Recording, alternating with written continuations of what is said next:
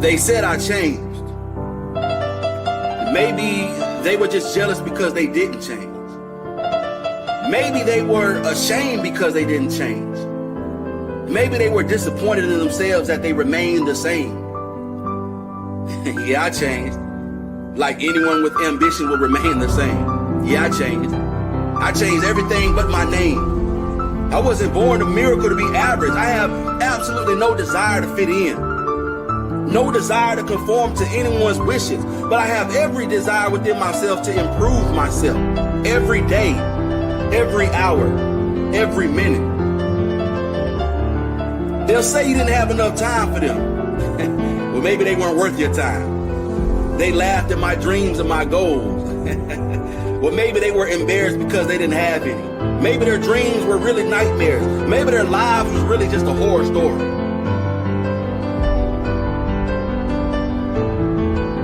They said that I was arrogant. Maybe they just hated my ambition. Maybe they were too ashamed because they had none themselves. Maybe I reminded them of what their weakness is. They said I wouldn't make it to the top. Listen, they said I couldn't make it full stop. They said I would fail, that I would fall, that no one would believe in me. They gave me so many reasons.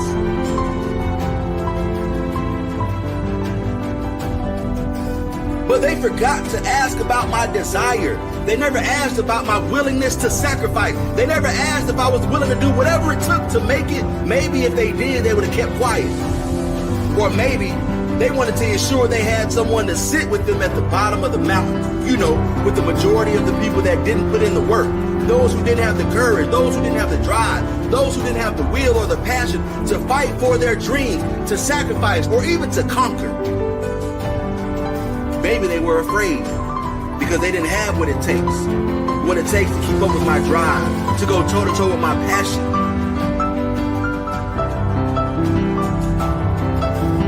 You know, they say that you'll never make time for them. Well, maybe you only make time for the people that are worth your time. And since there's a lack of those type of people, maybe they're not that type of person.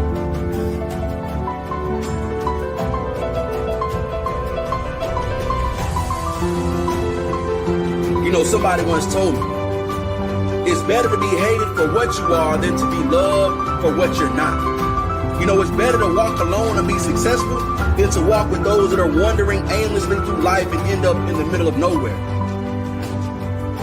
But it's okay, because when my circle got smaller, my drive got bigger. When my circle got smaller, my vision got larger. When my circle got smaller, my circle got stronger. The proof is always in the pudding. You can't fake results. I move on without them. I know I'm stronger. I know I'm better. I know that I'm greater. Without them, it's a blessing. Without them, I keep on growing, moving forward. I'm constantly on the move without them. You're not a puddle. Stop letting them walk all over you. You're not a doormat. Stop letting them wipe their dirt on your face.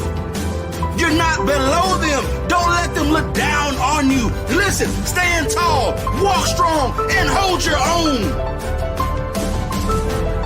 Listen to me. There is no one above or below you. There is no one that is superior or inferior to you. You must always remain hungry. Don't ever lose your passion or your compassion. Listen to me. You have enormous drive, but don't lose your humility. Put yourself in their shoes, but don't live in them. Live your life. Let them live theirs. Go after your dreams and let them decide their own fate. You said that I would never make it in life. You said I would fail. You said that I would humiliate myself. I didn't have it in me. I was no good. I wouldn't succeed. You said I was weak. You said I was not strong. I guess they didn't know what I knew. That I would make it. Maybe not immediately, but absolutely and definitely.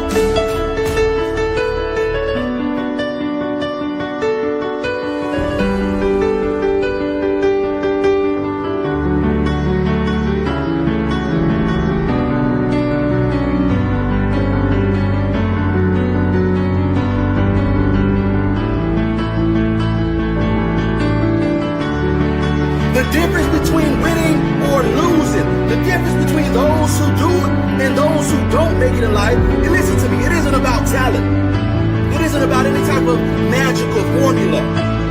The difference is character. It is your human spirit. And if you're going to make it in this world living out your dreams or living out your nightmares, it is completely up to what you do. It all comes down to you.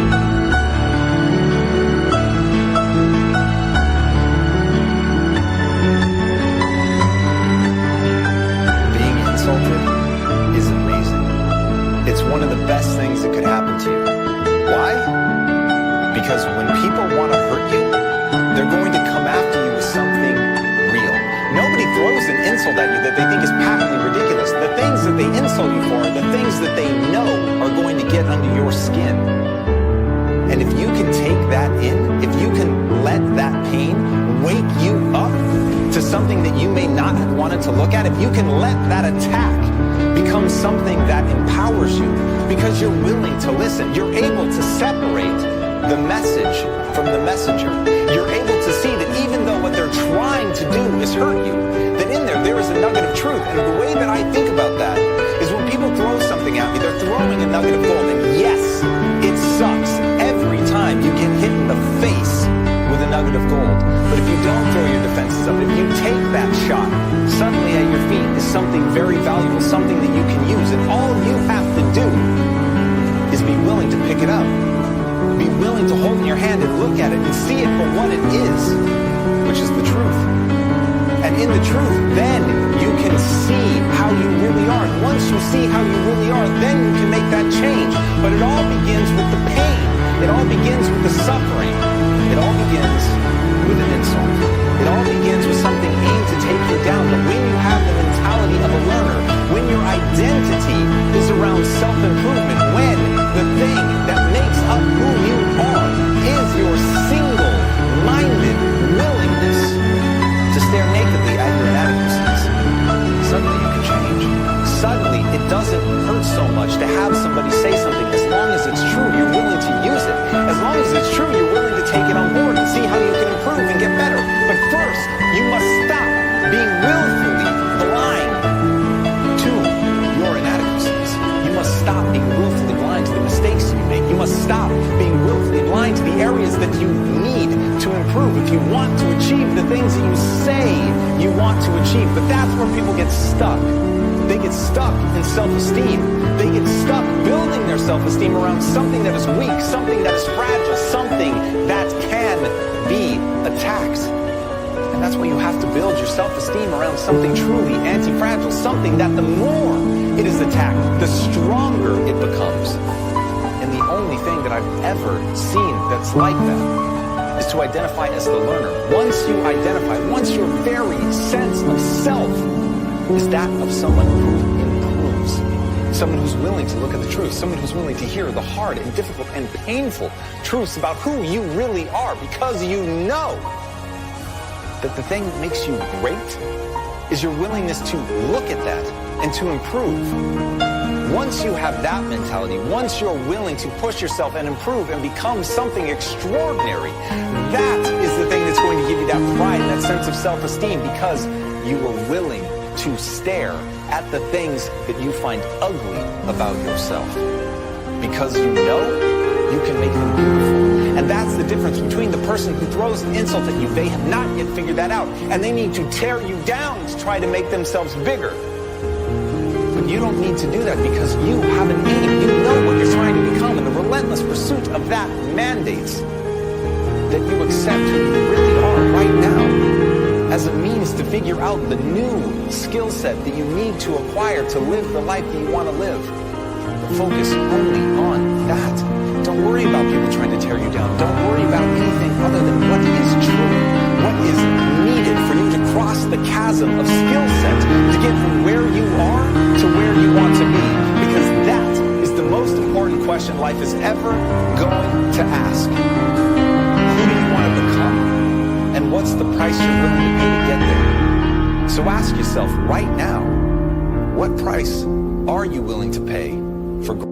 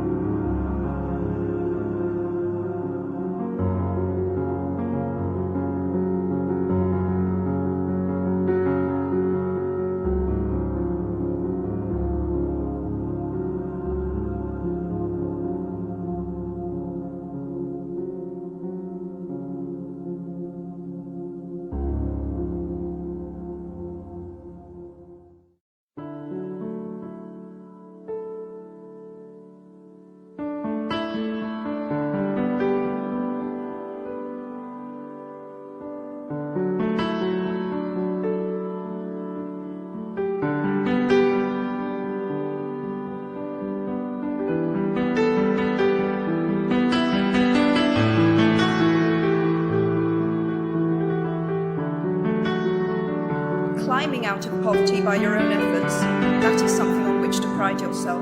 But poverty itself is romanticized only by fools. What I feared most for myself at your age was not poverty, but failure. Ultimately, we will have to decide for ourselves what constitutes failure. But the world is quite eager to give you a set of criteria, so why do I talk about the benefits of failure? Simply because failure meant a stripping away of the inessential. I stopped pretending to myself that I was anything other than what I was, and began to direct all my energy into finishing the only work that mattered to me. Had I really succeeded at anything else, I might never have found the determination to succeed in the one arena where I believed I truly belonged. I was set free because my greatest fear had been realized, and I was still alive, and I still had a daughter whom I adored, and I had an old typewriter and a big idea. So rock bottom became a solid foundation on which I rebuilt my life. You might never fail on the scale I did. Some failure in life is inevitable. It is impossible to live without failing at something, unless you live so cautiously that you might as well not have lived at all, in which case you fail by default. So given time to I would tell my 21-year-old self that personal happiness lies in knowing that life is not a checklist of acquisition or achievement. Your qualifications, your CV, are not your life, though you will meet many people of my age and older who confuse the two. Life is difficult and complicated and beyond anyone's total control, and the humility to know that will enable you to survive its vicissitudes. Unlike any other creature on this planet, human beings can learn and understand without having experienced. They can think themselves into other people's places. Written by the Greek author Plutarch. What we achieve inwardly will change outer reality. That is an astonishing statement, and yet proven 1,000 times every day of our lives. It expresses in part our inescapable connection with the outside world, the fact that we touch other people's lives simply by existing. But how much more are you likely to touch other people's lives? We do not need magic to transform our world. We carry all the power we need inside ourselves already. We have the power to imagine better. In the first Harry Potter book, Dumbledore says to Harry, the happiest man alive would look in the mirror and see himself exactly as he is. So I would have to say that I'm pretty close. As is a tale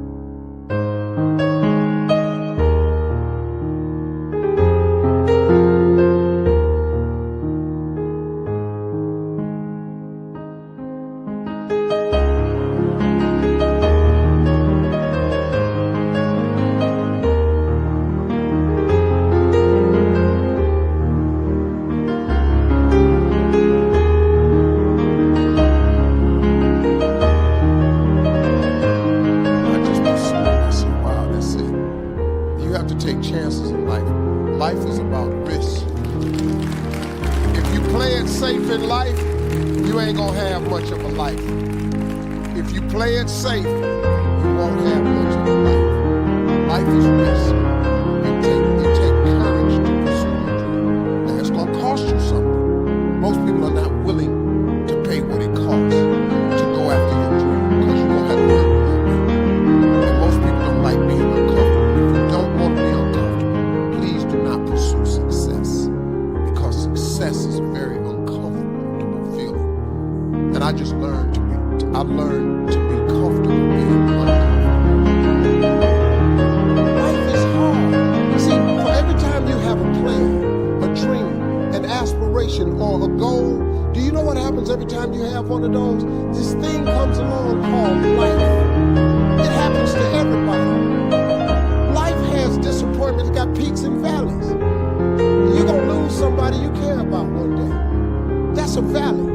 Somebody gonna close the plant you thought was gonna stay open so you can retire. That's a valley. Somebody gonna fire you for an unjust cause. That's a valley.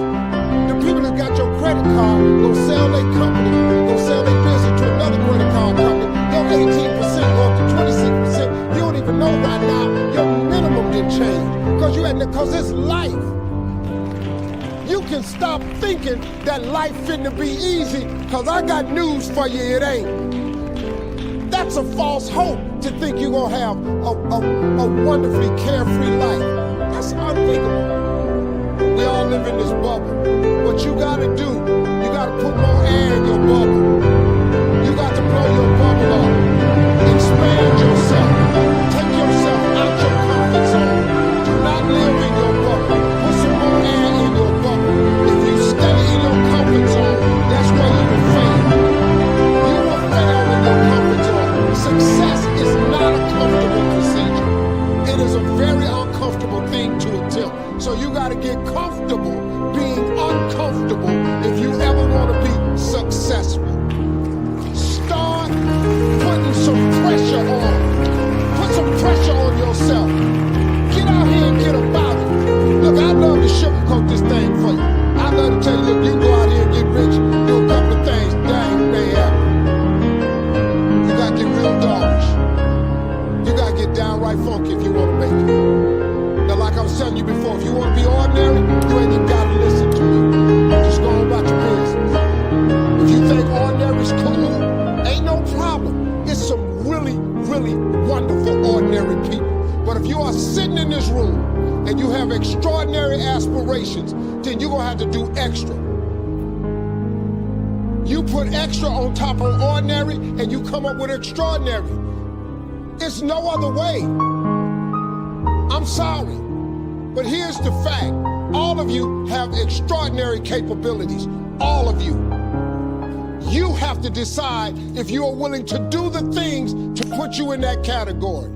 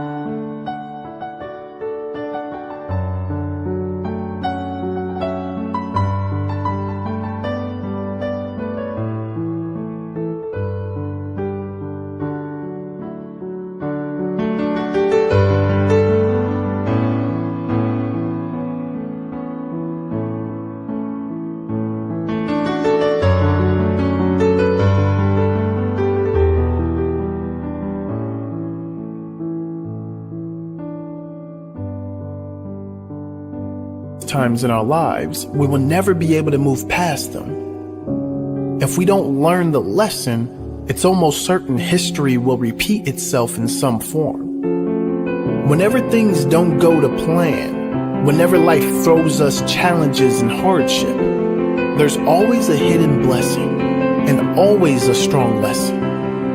It may not be our fault. Sometimes things happen that are completely out of our control, but if we detach from the situation and look at it objectively, we might be able to see an area where we could have done better. An area where, if we had done the groundwork, the impact would have been less damaging. Whatever happened, whatever you're going through, use it. Use it to develop yourself. Use it to grow into a stronger human being. Use it to help others who may be going through something equally as challenging. Here are 5 lessons we must learn from the hardest times. Number 1. Self-work works. During the hardest times, we really see who has done the work on themselves and who hasn't. Self-work doesn't guarantee negative things won't happen to you, but it ensures your response to those negative events will be far better than those who have not done the work. During difficult moments, it is more important than ever we react from a place of calm and clarity, not from fear or panic. And that is where self-work comes in. Those who have done the daily work in meditation and mindful practices are in a better place to make better decisions. Those who practice daily gratitude are in a better place to resist the surge of negative energy flowing around them. Those who have done the work to learn and develop are far better positioned to make stronger moves in hard times. If you haven't been doing that self-work, now would be a fantastic time to start. Don't brush it off. Don't sweep it under the rug. If you're not in a good place right now and you haven't been doing the work that really matters, ask yourself if you want to continue living this way. Do you want to continue feeling these feelings throughout your life? What about the next time something happens? Do you want to be in a stronger position mentally and emotionally? If so, commit to start that daily practice and commit to it today. Write down your no matter what practices. No matter what, each and every morning I will practice gratitude, meditation, reading something positive. All the things that you know will make you a better, stronger, and happier human being. Write it down, now, and promise yourself you will commit to it so you never feel low, no matter the season, ever again. Number 2, some things and some people just aren't that important. Hard times can be a blessing in so many ways. One of those is noticing the things that we give too much space in our minds and emotions that were never really that important. We notice those who are always there, those who really care, and perhaps some who do not. We notice those who make time for you no matter what, and those who do not. Take a moment in silence to ask yourself, what has been consuming too much of my energy that really isn't that important? Maybe it's time to make some changes to reduce or eliminate those things for a better quality of life. Number 3, some things and some people are that important. And we must show that we know this and appreciate this. In contrast to the previous point, hard times can really jolt us into understanding what and who we really care about. Who do we turn to in hard times? Who do we jump to protect? Who would we do anything for no matter what storms are raging? Who would do anything for us? What passions come out? What makes us better and stronger in these times? What makes us feel better no matter what is going on? These things matter. Get quiet for a moment and ask yourself those questions. Trust the answers. Maybe you need to tell those people they are important to you, that you are thankful for them. Maybe you need to make some changes in your life to lock in those things that are important, replacing some of the things that are not. Number 4, things must change. This is a big one because during the hardest times, we all know that things must change. But most people are not willing to make those changes. Poor habits, fear, and conditioning keeps us locked into the prison of the past, which only guarantees more of the same in the future. Nothing will change long term unless you change everything that needs changing. Expecting your circumstances to change when you don't is insanity. Commit to the self-growth changes you can make to create the life you must have. Commit to it now and commit to it as a daily practice. It has to be your new identity. The old you must die for the new you to be born. Number 5, this too shall pass. It's hard when you're going through stressful, life-altering moments to hear this. But if you think back over your life and the lives of everyone you know that everything passes. Good times don't last forever, and neither do hard times. Trust that this moment will pass. Know that it will. And start doing the inner work now so that no moment in time can alter your state. Do that work on you. So no moment in time, no event, no circumstance can change how you feel about your life. Keep going, and keep going with optimism and faith in your heart.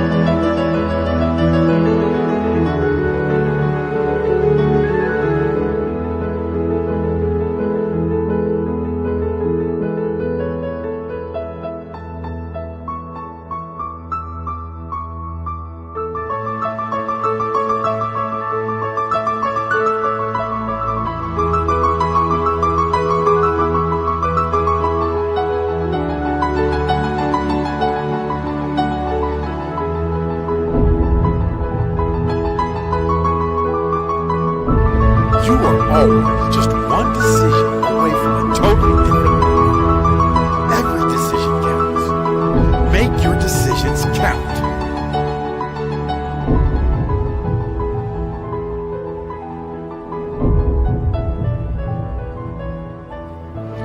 Every decision, every action, every choice counts.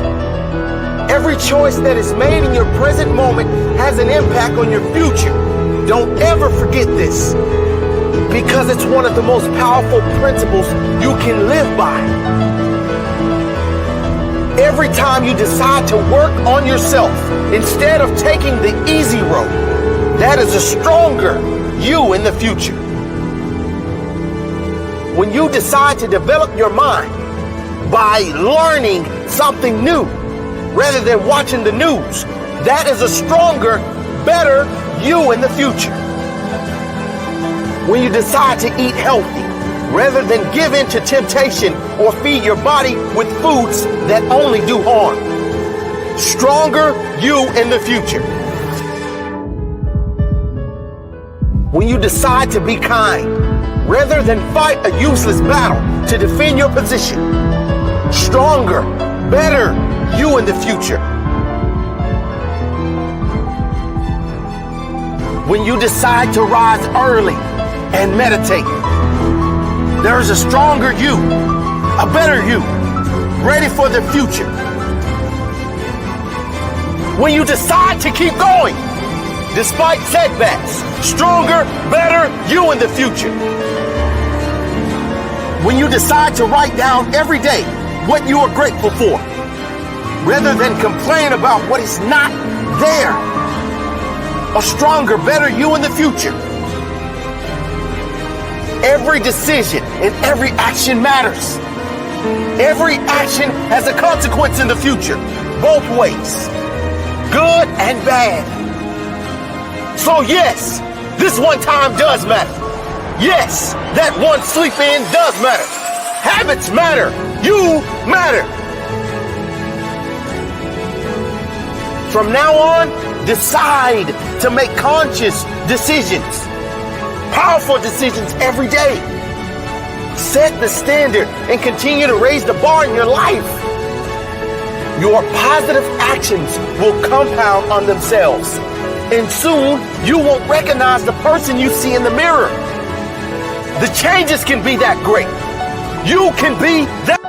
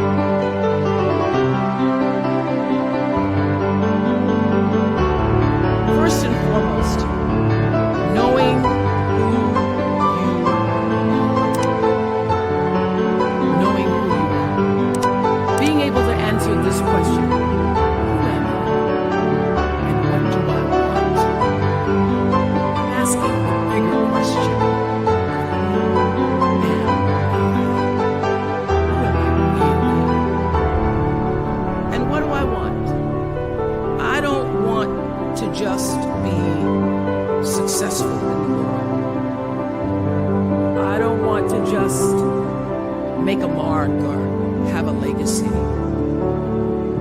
The answer to that question for me is I want to fulfill the highest, truest expression of myself as a human being. You must have some kind of vision for your life. Even if you don't know the plan, you have to have a direction in which you choose to go. You want to be in the driver's seat of your own life, because if you're not, life will drive you.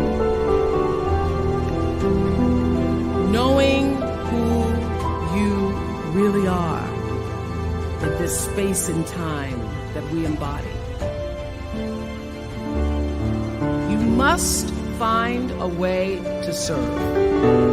Martin Luther King said that not everybody can be famous, but everybody can be great, because greatness is determined by service.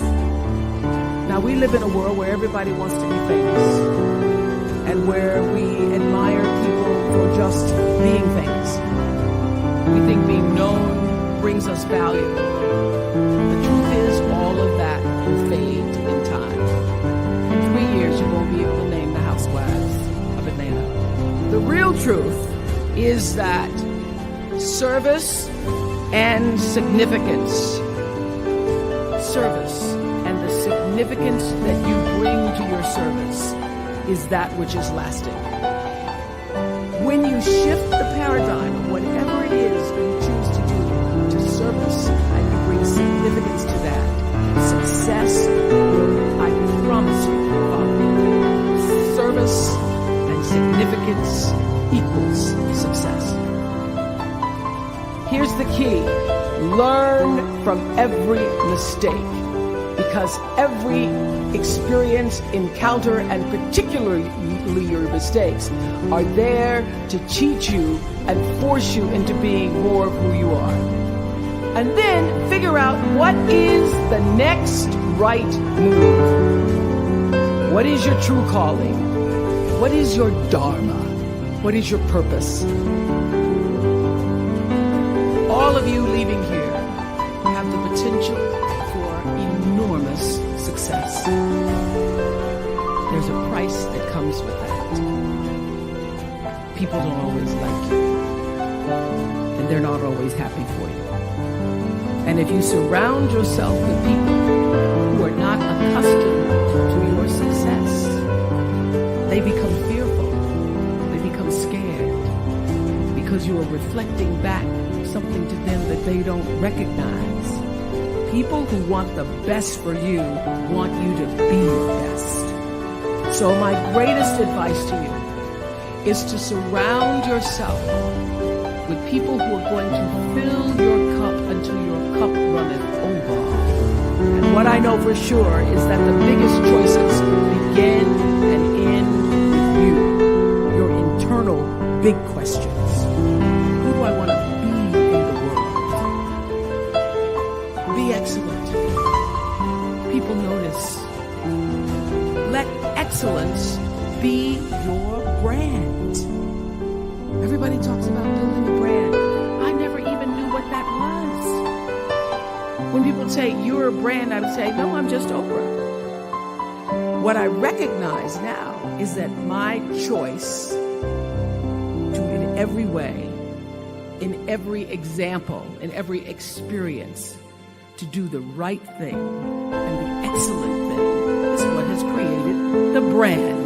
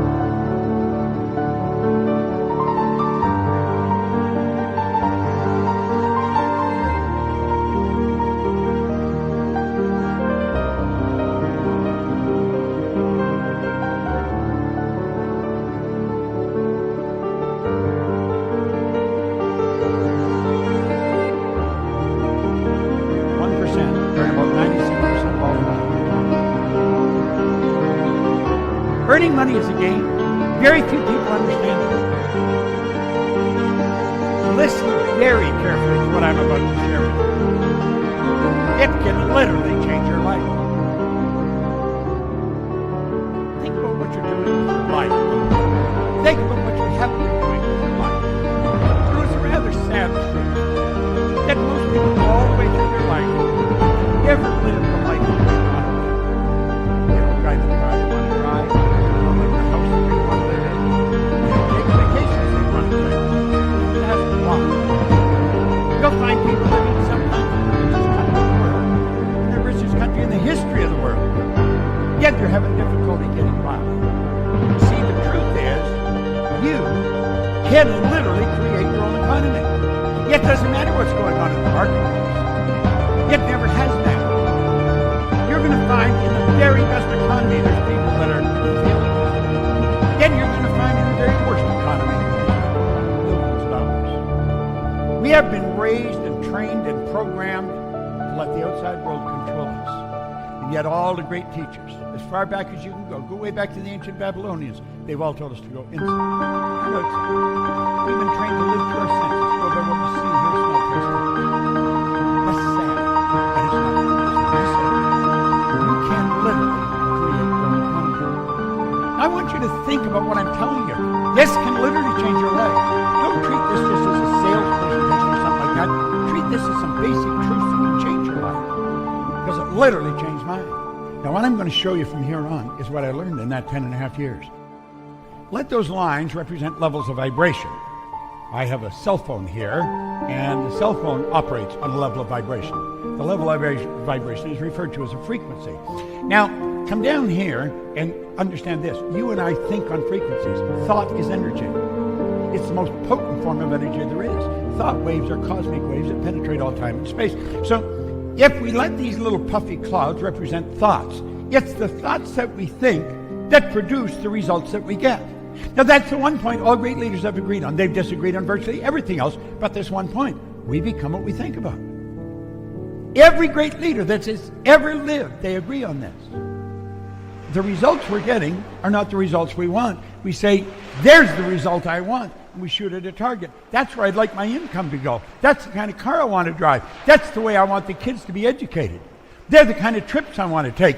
And then we say, that is my goal, and I'm going to do that as soon as I get the money. I am going to do that as soon as the kids are finished school.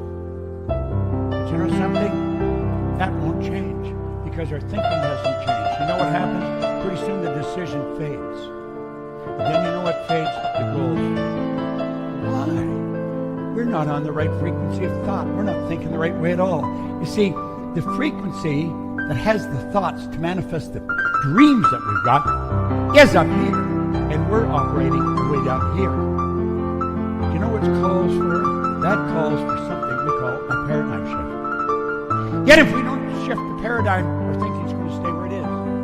Where were you a year ago? Probably much the same state as you are now. Well, it may go up a little bit. No great change. Most people don't make a great change because they don't have the right thoughts. You see, what we need is some of this high-octane energy.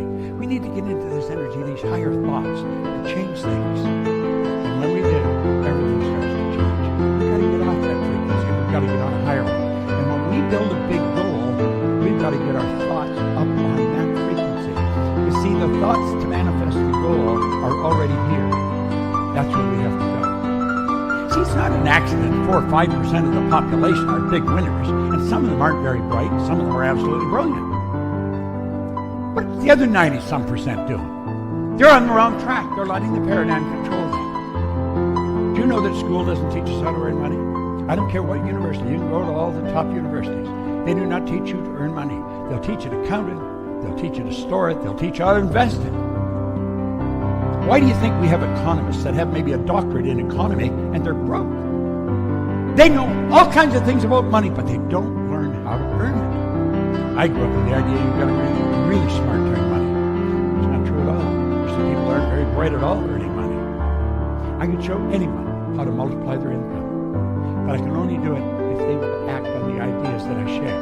Well, look at this. There's a law governing compensation. What is compensation? Compensation is a reward we receive for service rendered. This law of compensation clearly states the amount of money you earn will always be an exact ratio to the need for what you do, your ability to do it, then the difficulty there is in replacing you. Well, there's probably a tremendous need for what you do. You don't even have to change that. You don't even have to go anywhere else. Tremendous need for what you do. The second one, your ability to do it. If you become very good at it, you're going to be very difficult to replace. And that's when the stock goes up. You see, all we have to focus on is our ability to do whatever we're doing. We want to become a master at it. But you know something? Very few people in your field, or in any field, really learn how to master what they're doing. M1 is a terrible strategy, and yet it's used by 96% of the population. This is where people trade their time for money. You see, that strategy has an inherent problem. You run out of time. M2 is an excellent strategy, but it's only used by 3% of the population, and for good reason. This is where you invest money to earn money, and most people haven't got any money to invest. Some of the people in M1 will squirrel a little bit away because they've also been programmed they should save. So they squirrel it away at the expense of a life. They don't live the way they want. They'll save a little. And then if they invest it the wrong way, it's gone. M3 was something I stumbled on. It's only used by 1% of the population. Some of them are brilliant. Some of them aren't very brilliant at all. I wasn't. I learned to use it. This is where 1% earn about 96% of all the money returned. We know that there's not an even distribution of money, but it is fair because it's by law. You might not think it's fair, but the more you study the law, the more you realize it is. And you could move into the M3 strategy. You could do it just like that. That's where you multiply your time by setting up multiple sources of income. It's such a cool concept, and it's one most people don't understand. Now, we call this MSIs, multiple sources of income. Now, you say, well, all the sources of income the same size? Oh, goodness, no. Some are big and some are small. But I'll tell you something they all have in common. They all flow into your bank. This is not fantasy, folks. This is the real deal. Earning money is a game. Very few people understand it. Most people are extras in their own movie. They think, gosh, if only I could do that. They see somebody doing something else, say, wow, I wish I could do that. You can do whatever you want. But you got to decide what you want. Now, the average individual doesn't even know what a paradigm is. Yet a paradigm is literally controlling their life. You see, a paradigm is literally controlling our life. A paradigm is a mental program that has almost exclusive control over our habitual behavior. Almost all of it. You wake up in the morning, no thought, automatically.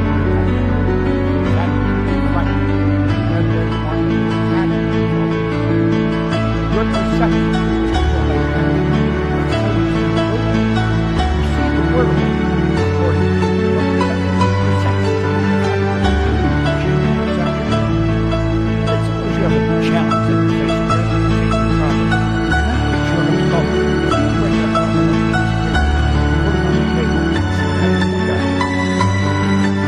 then go sit the other side of the table and make believe you were someone else. Then go sit somewhere else and look at it and say, if I was so and so, how would I look at that? And you're going to find your perception will shift. It's a simple way to solve the problem. Perception is how you see the world. Most people don't have anywhere near the problems they think they have. They have a perception problem. They're looking at things the wrong way. If you want to change your results, you really want to get better results, there's only one way to do it, and that is by changing your paradigm. It doesn't matter how hard you work. It doesn't matter how many hours you put in. If your paradigm does not change, ultimately the results are going to remain the same from one year to the next. Don't take my word for it. Just look back over your life.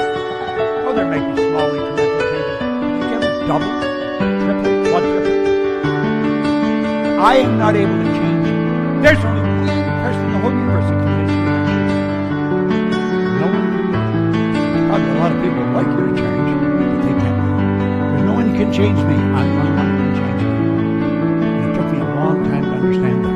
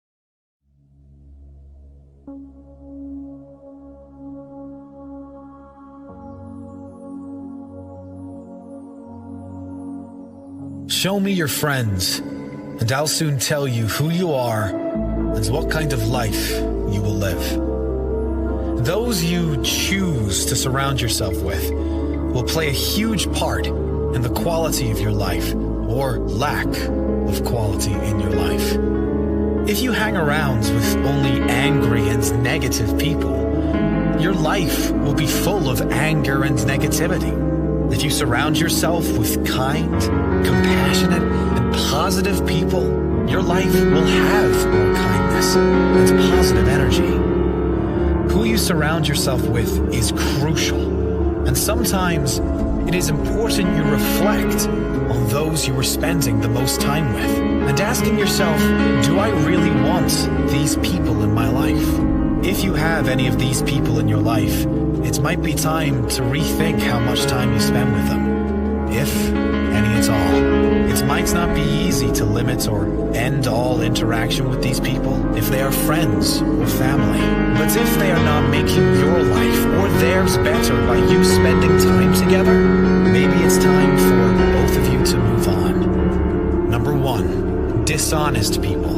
Number 2, controlling people. Number 3, angry, bitter, and negative people. Victim mentality. Number 4, takers, never givers. And number 5, those who have no desire to grow. Let's talk a little more about each personality so you can spot them, and if needed, limit your time or end your time with them. Number 1, dishonest people. Trust is a major human need for any relationship.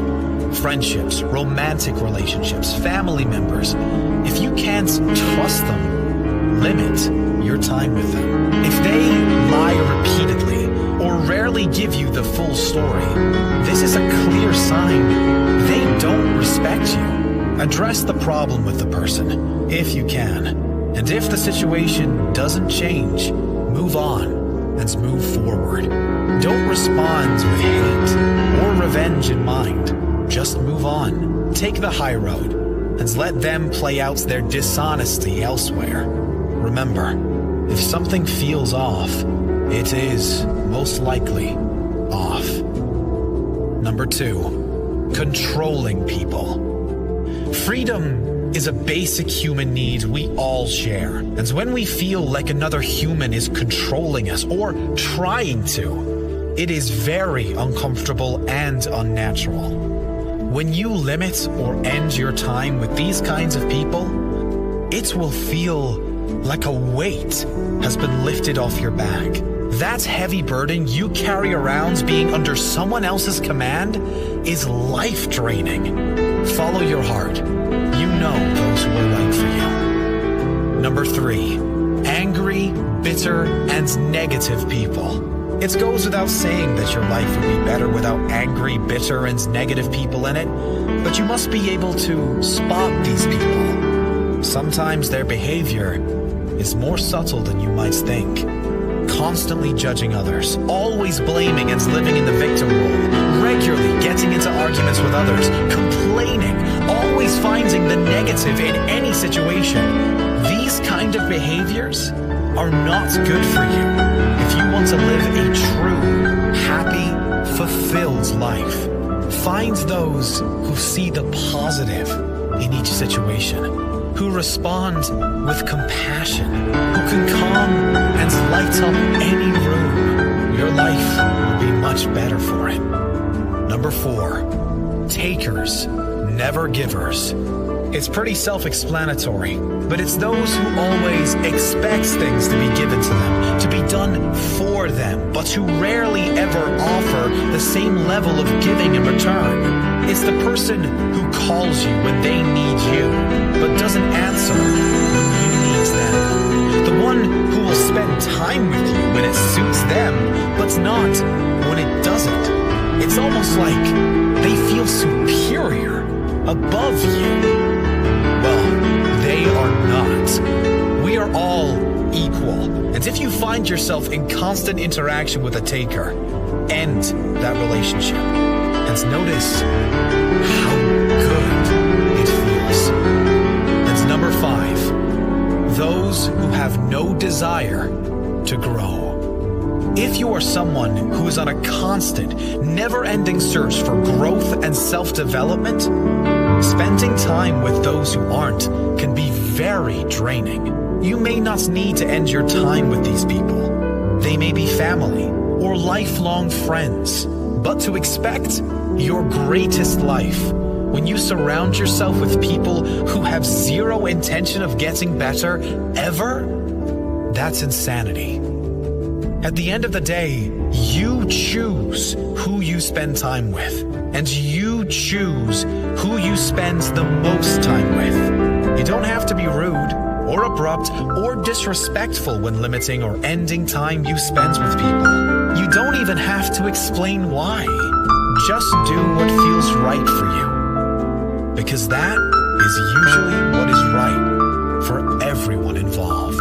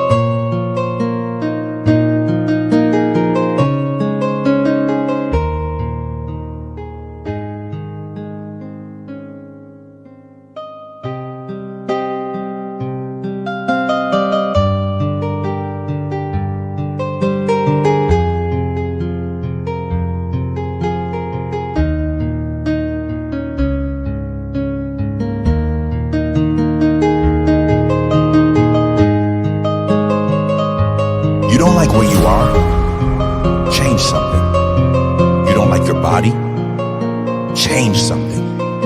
You don't like being in debt? Change something. You don't like your job? Change it. Do something about it. You don't like how miserable you are all the time? Change something. Complaining about your situation is not going to change your situation. No one is coming to save you. There's a reason why Einstein labeled the definition of insanity as doing the same thing over and over, but expecting a different result. Nothing will change until you change something. Nothing in your life will improve until you get off your pity potty and improve it yourself.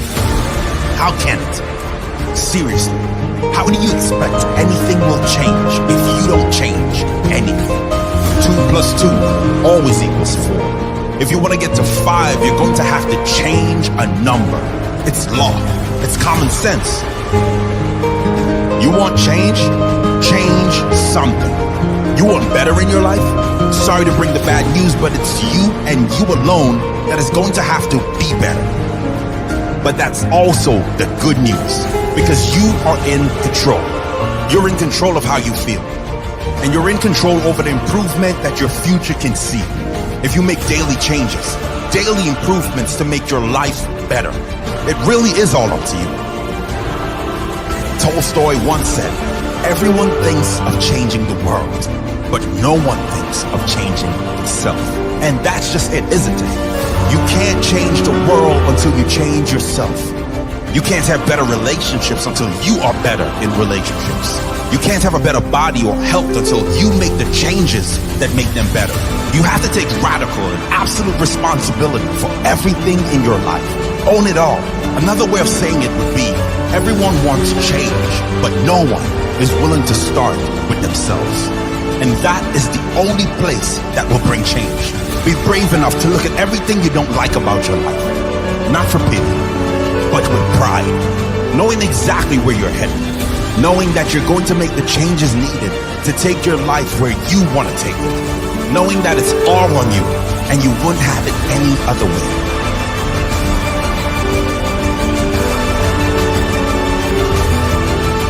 Step back and take a look at your life as if from a bird's eye view, as if it were someone else's life. Then pretend you're a wise mentor. What do you need to change now so that you can create the future you that you really want to be? What are the big decisions you must make now so you can live with pride tomorrow? Make those changes.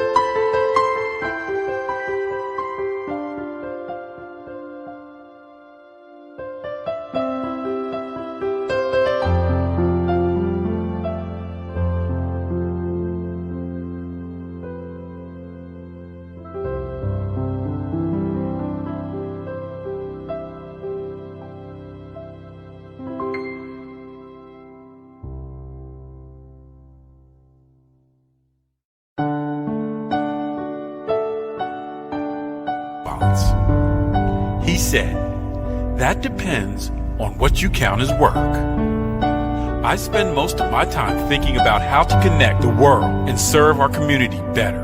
But a lot of that time isn't in our office, or meeting with people, or doing what you call real work. He said, I take a lot of time just to read and think about things by myself. If you count the time I'm in the office, it's probably no more than 50 to 60 hours a week. But if you count all the time I'm focused on our mission, that's basically my whole life.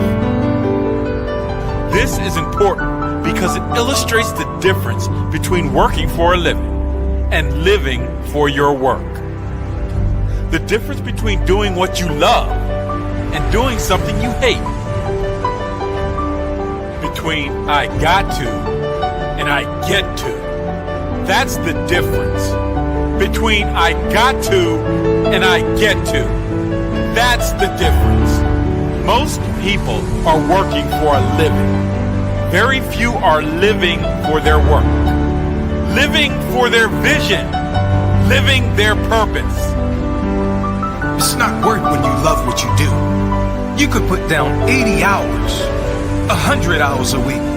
No problem. Because there's a level of excitement, a level of passion and desire to always create and improve when you're going after something you're passionate about. It's not work.